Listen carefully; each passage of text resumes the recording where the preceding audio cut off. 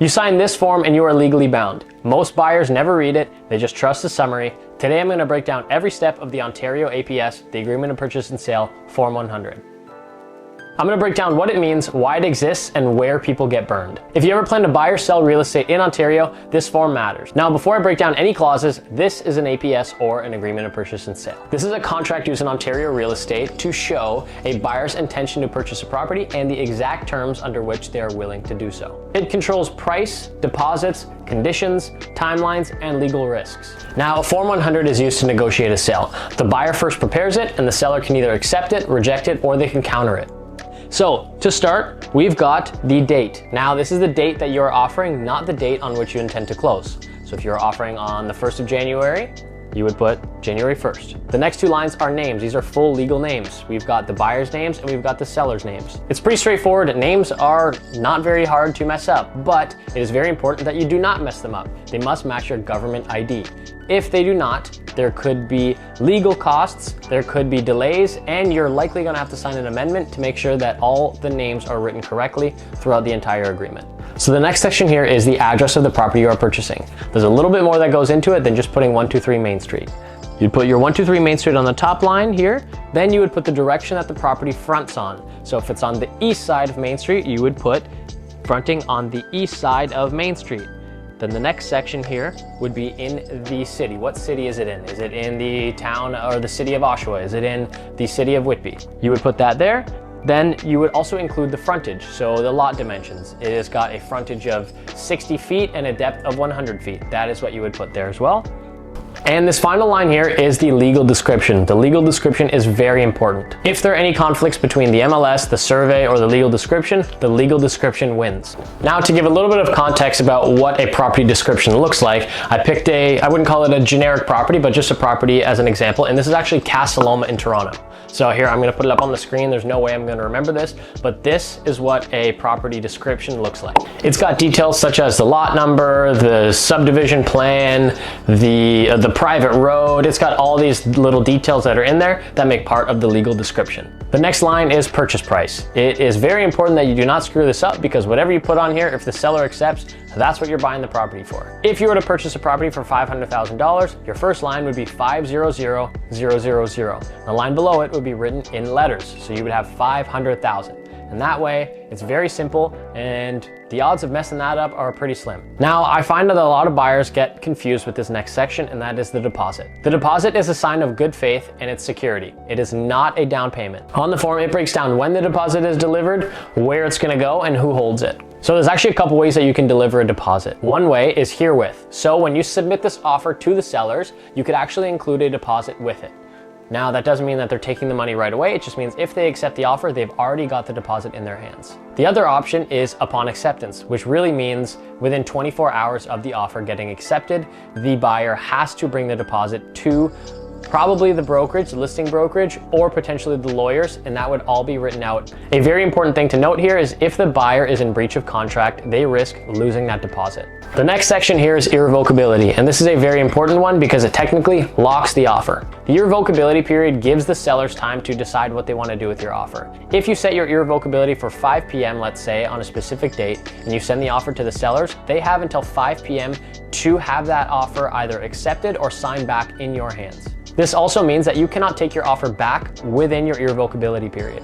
Let's just say you have your offer in and another property comes up that you're more interested in. You cannot pull back your offer and then offer on that one. You might end up buying 2 properties. Now, another little detail about irrevocability is that it can be irrevocable by the buyer or the seller. If you are making the offer, the buyer, it would be irrevocable by the buyer. If the seller is to sign back the offer, then it would be irrevocable by the seller. And obviously the times would have to change to give you, the buyer, enough time to decide whether they changed price, closing, or various parts of the offer.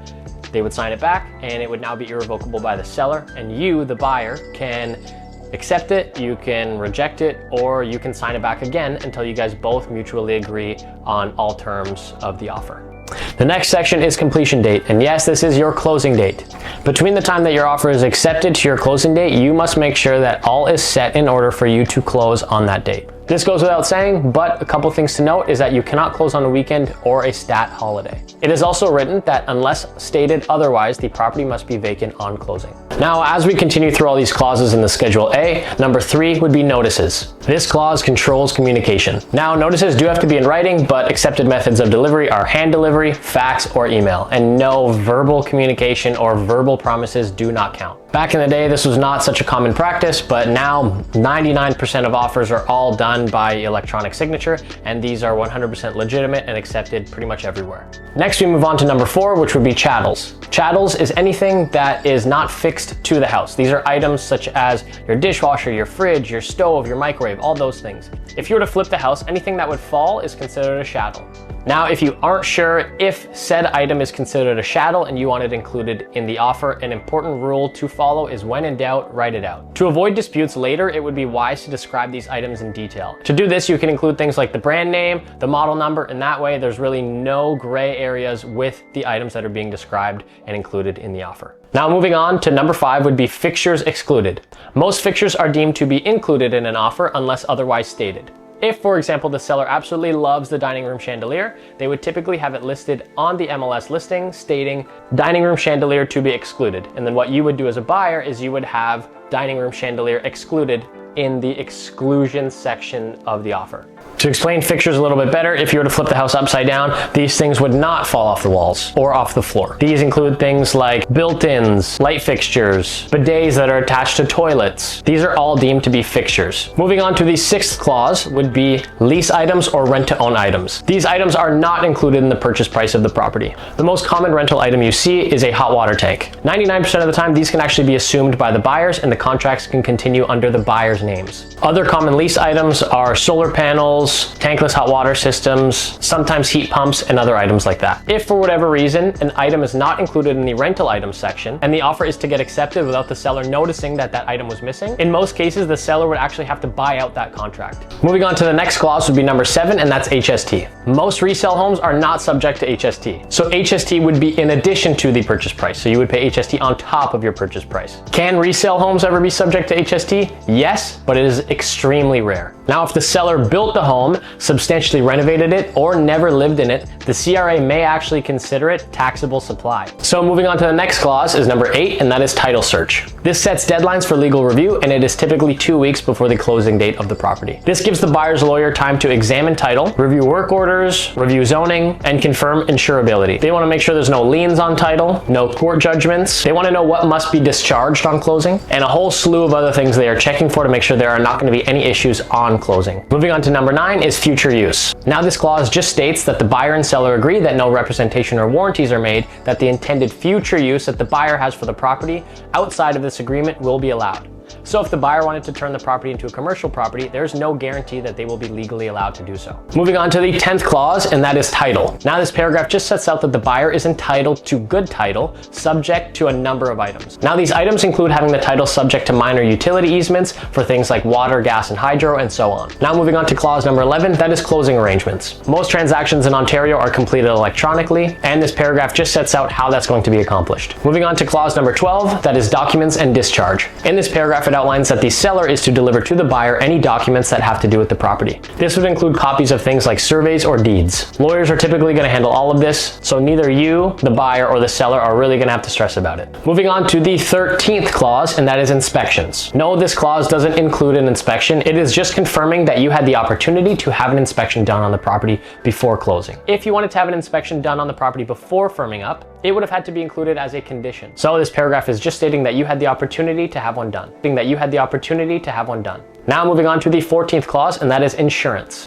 This basically outlines that the seller must maintain insurance on the property until closing. In the event that the property suffers substantial damage before closing, the buyer can either cancel the agreement or close and get any proceeds of insurance. Now, moving on to the 15th clause, and that is the Planning Act. This clause makes the entire agreement subject to the Planning Act. The Planning Act basically just covers things such as severance. Now, moving on to the 16th clause, that is document preparation. To simplify it, the seller prepares the deed and the buyer pays for the new mortgage. Moving on to clause number 17, and that is residency. So the Income Tax Act has sections in it addressing non-resident sellers selling property. So to ensure appropriate taxes are paid, this paragraph explains what options there are in the real estate transaction. So moving on to number 18, and that is adjustments. So the adjustment clause is all about fairness. It's just there to make sure that the seller pays for what they used and the buyer pays for what they will use. Things like property taxes, utilities, and rents will all be adjusted on closing.